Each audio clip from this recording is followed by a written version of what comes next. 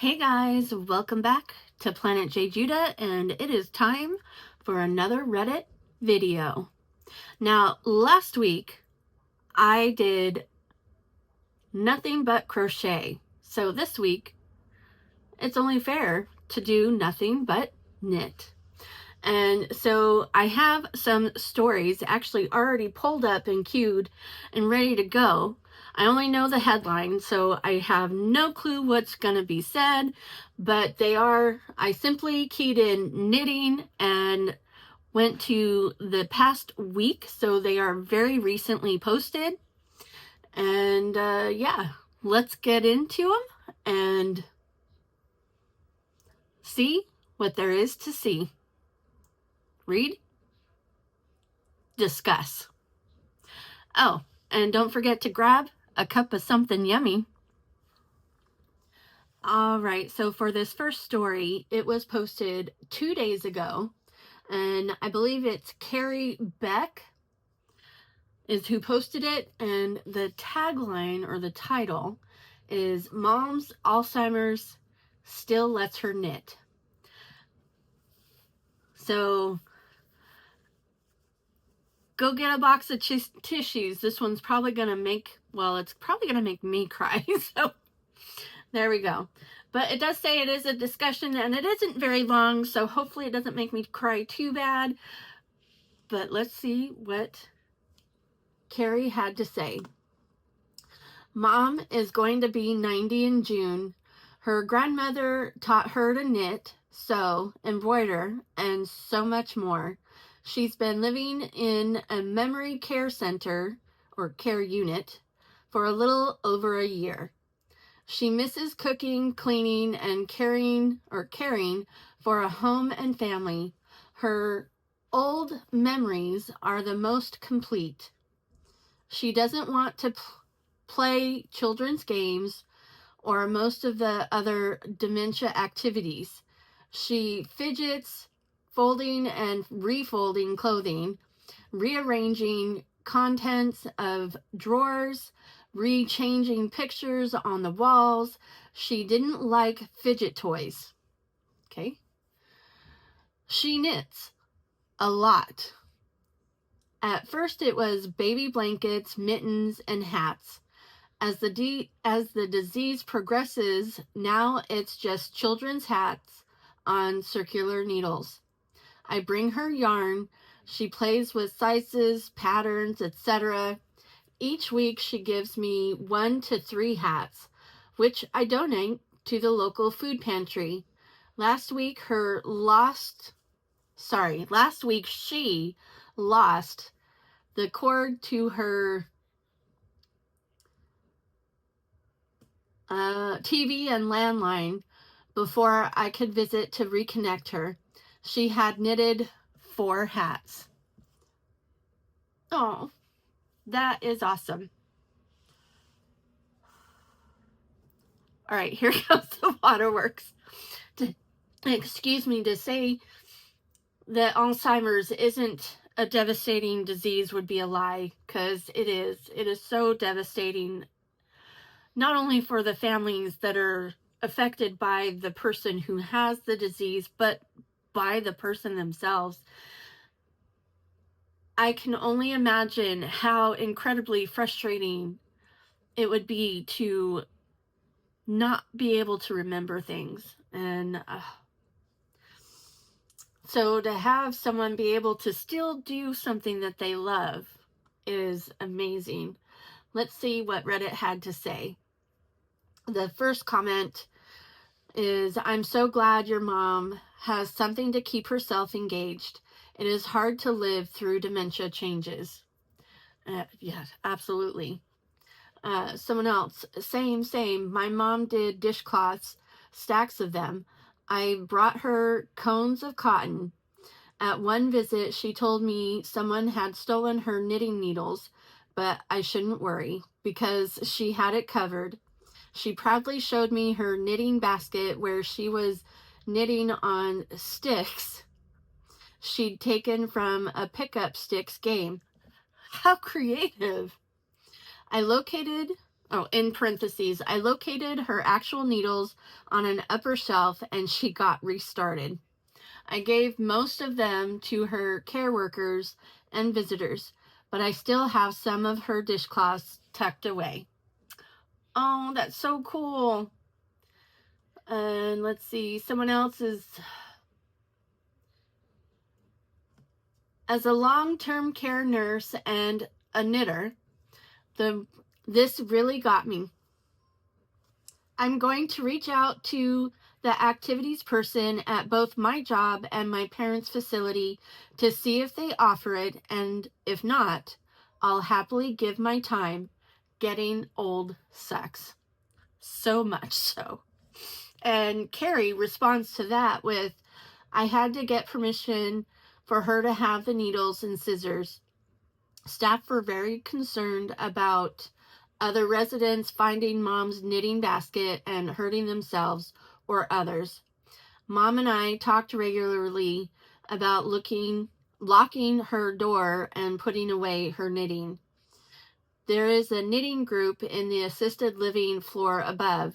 They meet on Wednesdays to gossip, share their project progress, and sit in a sunny community room. Because mom is in the locked memory care, she knits alone or with me. I tried taking her to this group meetup, but she's very introverted and didn't enjoy strangers, which is only understandable. I mean, actually, I have no idea, no clue. I just know what the disease does. I have had people in my life that have had dementia, and it is truly devastating and can be scary. So I totally understand that.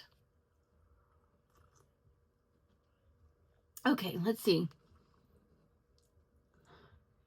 Alzheimer's is so difficult on the individual and the family, but she is lucky to have you. It's lovely that your mom is still able to do something she has enjoyed her whole life. It would help the time pass and keep her hands busy. The families who receive the hats are incredibly grateful, and I'm sure your mom would love to know she is helping people. So true. That is just... Okay. That is actually a really cool story, and it is really neat to know that even though she has lost some of her memories and whatnot, but she is still able to hold on to knitting and this beautiful hobby. And so I would like to say happy birthday, Carrie Beck's mom. Your birthday is right around the corner, and I hope that you have a beautiful 90th. Okay, now I need to stop crying.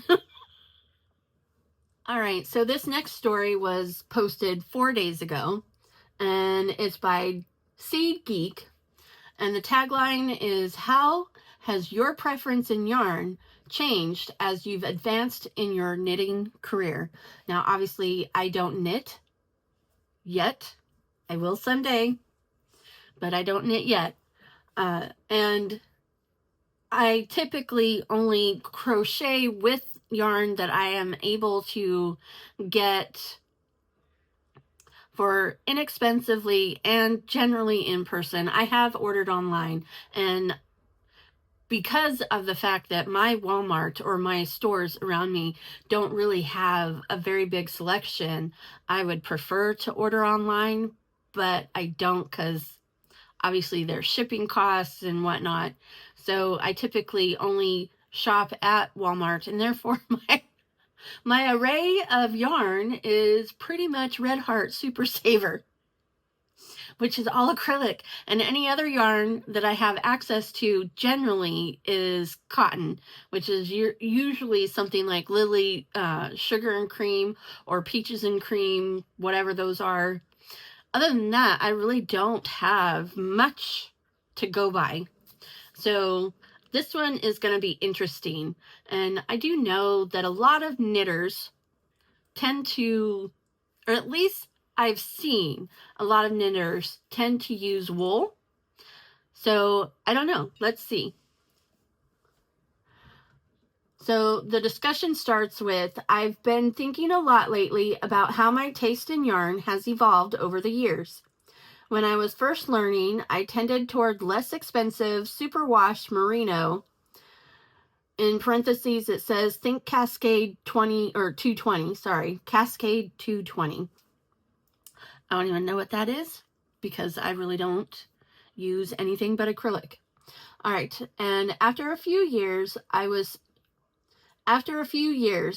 all about indie dyed yarn, in parentheses, still mostly superwash merino, and tended to buy more variegated or speckled colorways and the occasional hank of alpaca thrown in.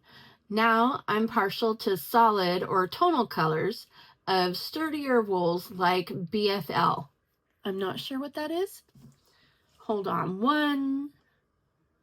well, let me finish this and then I'll look it up. Or a nice Shetland wool. I've always liked animal fibers over plant fibers or synthetics. Has anyone else's yarn preferences changed throughout your time knitting? Oh my goodness. Let me see. Can I look up what is,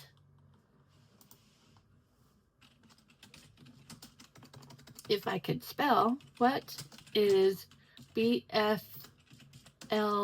yarn? Alrighty, computer, let's go. BFL yarn deals on BFL yarn. Okay, what is...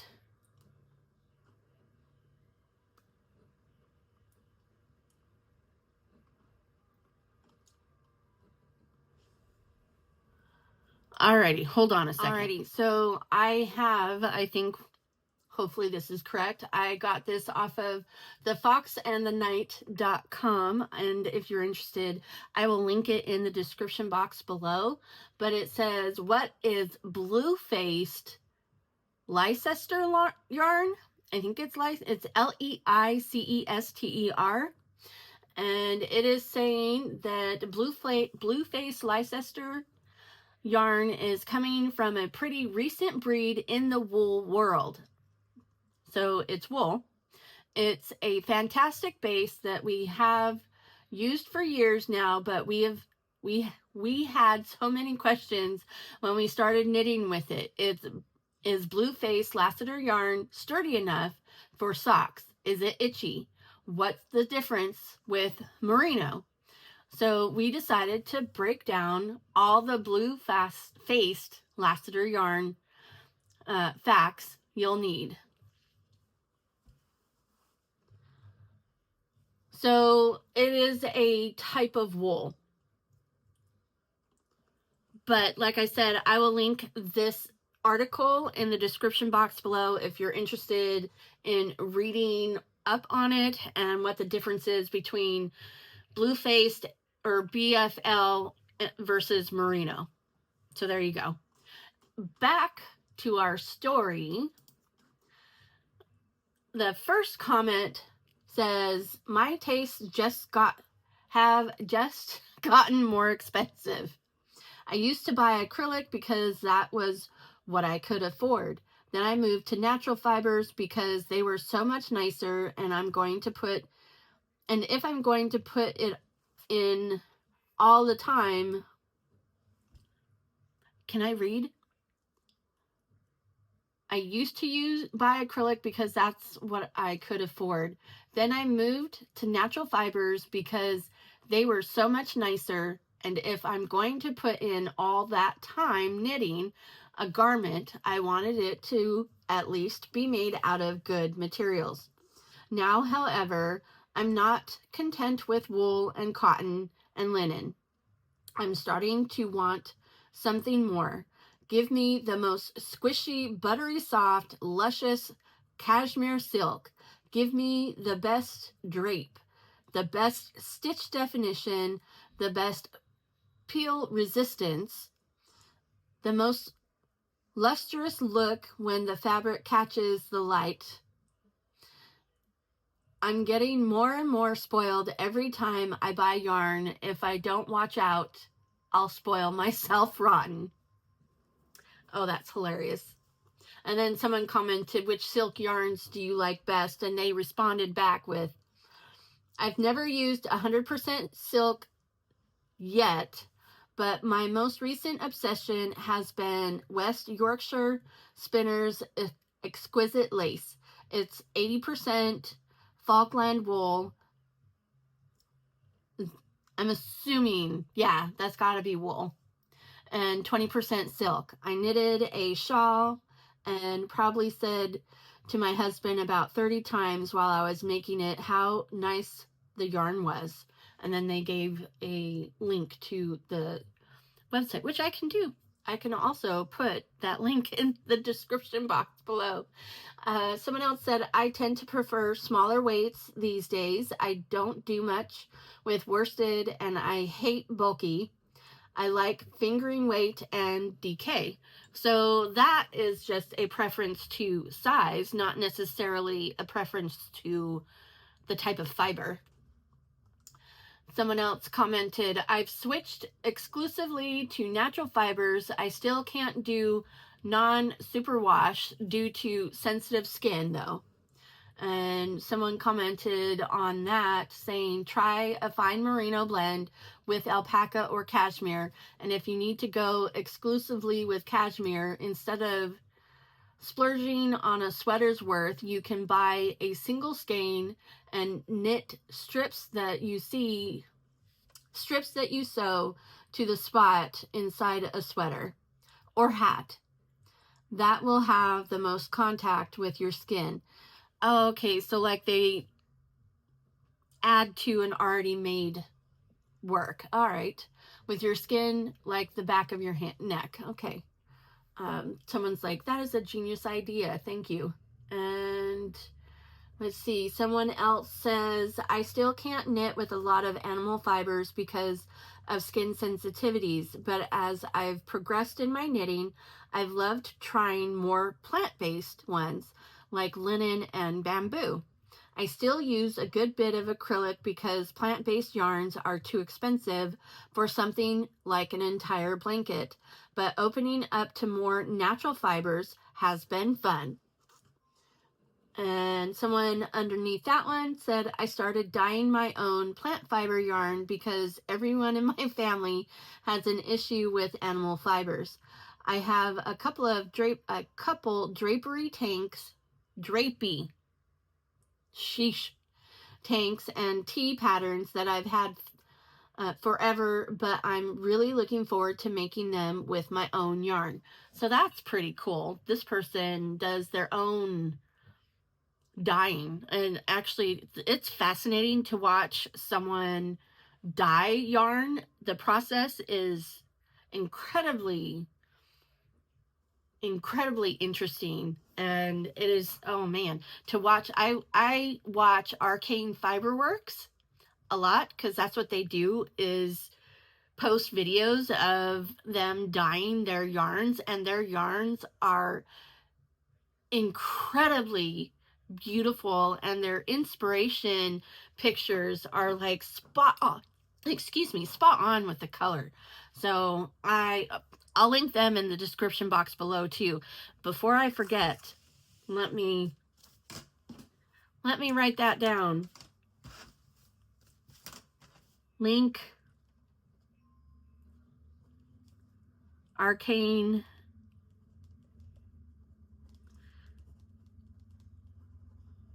Fiberworks. All right. Oh my gosh. So like I said, I have primarily only used cotton and of course acrylic. I have used wool blends, but not really all that much. I would love to dive into all different types of fibers. I am not opposed to any kind of fiber. So animal fiber, plant fiber, synthetic fiber, I'm not opposed to any of them.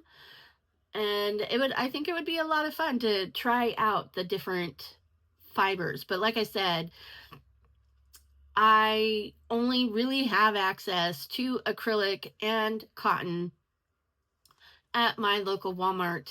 And also right now it's what's affordable. So maybe once I'm able to, I will start looking into other yarns when I actually can buy different types of yarn, because I know there's some really expensive yarns out there. But alrighty, so let's get on and find something cute, something summery. Yeah, that's what we'll do. All right, so I keyed in summer knitting, and this was one of the first things that I saw. I did have to expand it out to a month, so this is a month old. It's 28 days old, actually. And pretty much most of what I had seen within the past week was clothing, and I didn't want clothing. So I wanted to find something that was cute, summer, and I found this spring summer wreath, and it is really cute, very pretty, and it is by Mama Annica. But I love this wreath. It's beautiful. I love the colors that she chose. I love that heart. It's really cute, and the comments are amazing work. What a cool idea. What a fabulous idea. She comments, I keep making wreaths, and it's so much fun. This one replaced my Slytherin wreath. Hello, fellow Slytherin. It's based on my Christmas wreath pattern, which she links right there. So I will put that in the description box below as well. And